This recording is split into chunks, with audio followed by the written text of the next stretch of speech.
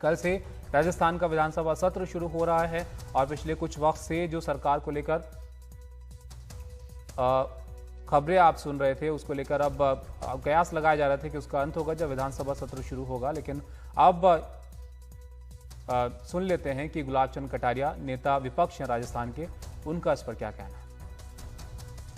Hotel में बंद होकर के राजस्थान की सरकार के साथ जिस प्रकार का अन्याय किया है, उन सारे महत्वपूर्ण विषय को सदन के फ्लोर पर लाने का प्रयास करेंगे।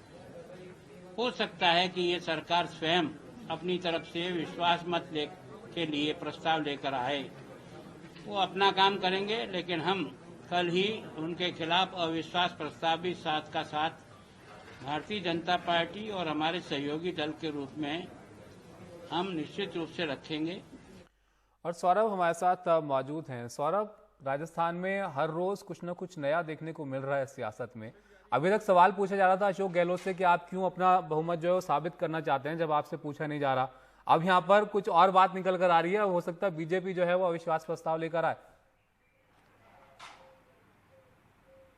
बिल्कुल बिल्कुल, बीजेपी ने पूरा यू टर्न लिया है। अब तक पूरे सियासी घटनाक्रम में बीजेपी के नेता लगातार ताबिश यही कह रहे थे कि वो कोई अविश्वास प्रस्ताव लाने नहीं जा रहे हैं, क्योंकि बीजेपी के पास नंबर नहीं है, वो वेट एंड वॉच की स्थिति में है और ये कांग्रेस की अंदरूनी लड़ाई है। लेकिन जब कांग्रेस की लड़ाई सुलझ गई है और आज 5 बजे सचिन पायलट और अशोक गहलोत की मुलाकात होने वाली है, तो बीजेपी ने पूरी अपनी स्ट्रैटेजी चेंज की है। केंद्र से केंद्रीय मंत्री नरेंद्र सिंह तोमर यहां पर पहुंचे थे, वी मुरलीधर राव जो कि जनरल सेक्रेटरी हैं बीजेपी के वो थे, वी सतीश, वसुंधरा राजे भी इस बैठक में पहुंची थी और उन्होंने अविश्वास प्रस्ताव लाने की बात कही है। यानी बीजेपी की तरफ से अविश्वास प्रस्ताव लाया जाएगा। अब तक यही कयास लगाए जा रहे थे ताबिश कि इस बैठक में शायद अशोक गहलोत विश्वास प्रस्ताव लाएं और अपना बहुमत साबित करके 6 महीने के लिए सुरक्षित रहें। लेकिन अब बीजेपी अविश्वास प्रस्ताव लाने जा रही है, यानी अब अशोक गहलोत चाहें या ना चाहें, उनको अपना बहुमत सिद्ध करना पड़ेगा विधानसभा में। तो और ये कल ही हो सकता है। तो ये बड़ी खबर सियासी घटनाक्रम है और इसकी उम्मीद नहीं लगाई जा रही थी, क्योंकि बीजेपी के पास नंबर्स नहीं है। और इन सारे विधायकों के आने के बाद जो अशोक गहलोत खेमे के 102 विधायक हो रहे थे मिलाकर के, जिनका समर्थन पत्र अशोक गहलोत देकर के आए थे कलराज मिश्रा के पास जो गवर्नर है यहाँ के, अब उनकी स्ट्रेंथ मिलाकर के सारी इंडिपेंडेंट एमएलए को मिलाकर के 125 हो गई है। तो 125 की संख्या इनके पास है, बाकी 75 की संख्या बीजेपी के पास है। तो यानी ये तो बात तय है कि बीजेपी के पास नंबर्स नहीं है, लेकिन फिर भी बीजेपी एक संदेश देने के लिए ये अविश्वास प्रस्ताव लाने जा रही है। तो ये शुरुआती जानकारी आई है। अभी हम और नेताओं से बात करेंगे और जानेंगे कि इसके पीछे बीजेपी की रणनीति क्या है, क्योंकि बिल्कुल बीजेपी के पास नंबर्स नहीं है। और क्या अब भी बीजेपी किसी तरीके से कांग्रेस के किले में, जो अब किला बनाया गया है और वो दिखाया जा रहा है कि हमारा किला बन गया है और वो सुरक्षित है, उसमें सेंधमारी कर रही है या कर चुकी है? इसके जवाब तो अब विधानसभा में पता चलेगा कि जब अविश्वास प्रस्ताव लाया जाएगा और जब वोटिंग की जाएगी। लेकिन ये बीजेपी ने बड़ा बदलाव किया है अपनी रणनीति में, ये फैसला करके कि वो विधानसभा सत्र में अविश्वास प्रस्ताव लाने जा रहे हैं। लेकिन थोड़ी देर पहले बीजेपी के विधायक दल की बैठक खत्म हुई है, उसमें का क्या मायने हैं, क्यों ऐसा किया जा रहा है? अखिलेश जी भी हमारे साथ मौजूद हैं। अखिलेश जी, जब सचिन पायलट नाराज चल रहे थे तब तो कहा जा रहा था कि भाई नंबर नहीं है बीजेपी के पास, अब वो वापस आ गए हैं, तब बीजेपी कह रही है हम अविश्वास प्रस्ताव लेकर आएंगे। इसके क्या मायने निकाले जाए? देखिए, एक बड़ा रणनीतिक फैसला बीजेपी ने किया है तभी, क्योंकि कल शाम तक जो बातचीत हो रही थी राजस्थान बीजेपी नेताओं के साथ हमारी, उसमें उन्होंने यही कहा था कि अविश्वास प्रस्ताव लाने का कोई विचार नहीं है।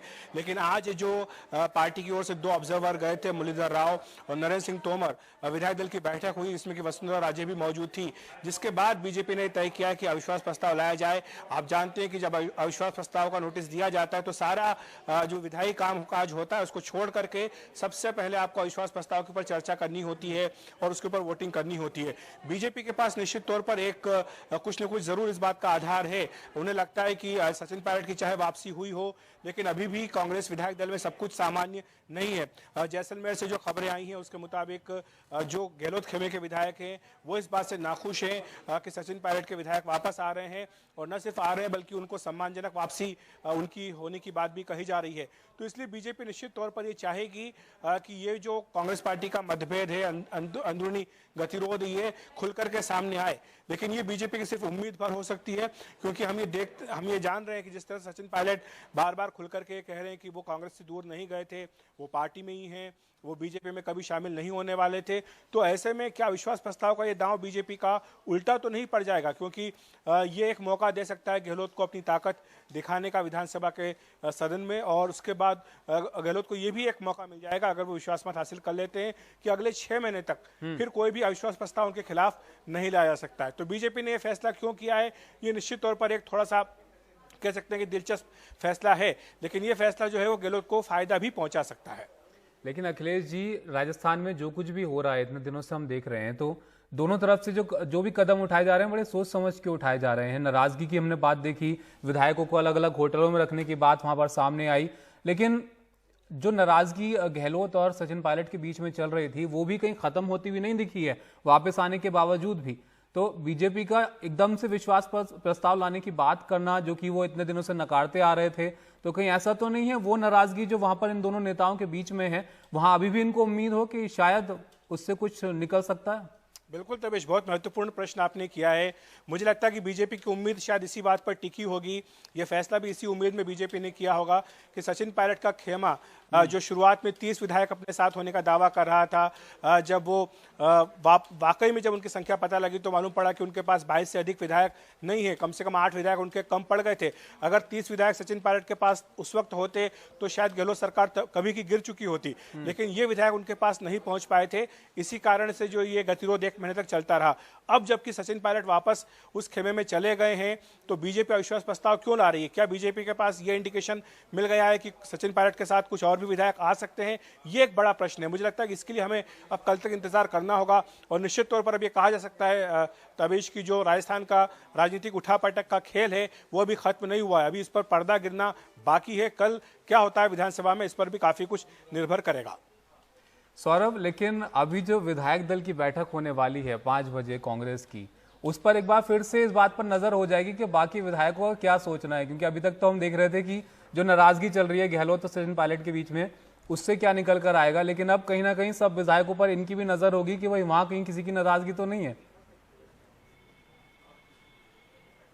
बिल्कुल, देखिए ये बहुत इंटरेस्टिंग है क्योंकि हम लोग लगातार कल सवाल पूछ रहे थे कि जैसलमेर में जब सब कुछ ठीक हो गया है तो जैसलमेर से 102 विधायक जो गहलोत खेमे के हैं उनको वापस में फेयरमाउंट रिजॉर्ट जो कि जयपुर में वापस बाड़ेबंदी में क्यों रखा गया। हम लोग यही पूछ रहे थे कि जब नंबर्स हैं आपके पास तो आप किस बात का डर है, लेकिन अशोक गहलोत शायद ये भाग गए थे। यही वजह है कि उन्होंने अपने सारे जो विधायक हैं 102 विधायक हैं उनको अपने साथ रखा है। देखिए ऐसा लगता नहीं है कि सचिन पायलट आप कुछ ऐसा करेंगे जिससे कांग्रेस को नुकसान हो, क्योंकि सचिन पायलट खेमे के 4 विधायक, 3 निर्दलीय विधायक पहले ही आके अशोक गहलोत से परसों मिल चुके हैं, अपनी समर्थन देने की बात कर चुके हैं। उससे पहले 2 दिन पहले सोमवार को भंवरलाल शर्मा जो सचिन पायलट के खेमे के विधायक थे उनके खिलाफ एफआईआर भी हुई थी, वो भी अशोक गहलोत से मिल करके उनको अपना समर्थन दे चुके हैं। तो जो 22 की संख्या थी वो वैसे ही 18 पे आ जाती है। और सचिन पायलट तो हमेशा से यही लगातार कह रहे हैं, चाहे वो हमसे बात कर रहे हो, चाहे वो जो भी उन्होंने ट्वीट भी किए हैं। अभी भी जब हम और आप बात कर रहे हैं तब भी उन्होंने एक ट्वीट किया है जिसमें वो कह रहे हैं कि वो कांग्रेस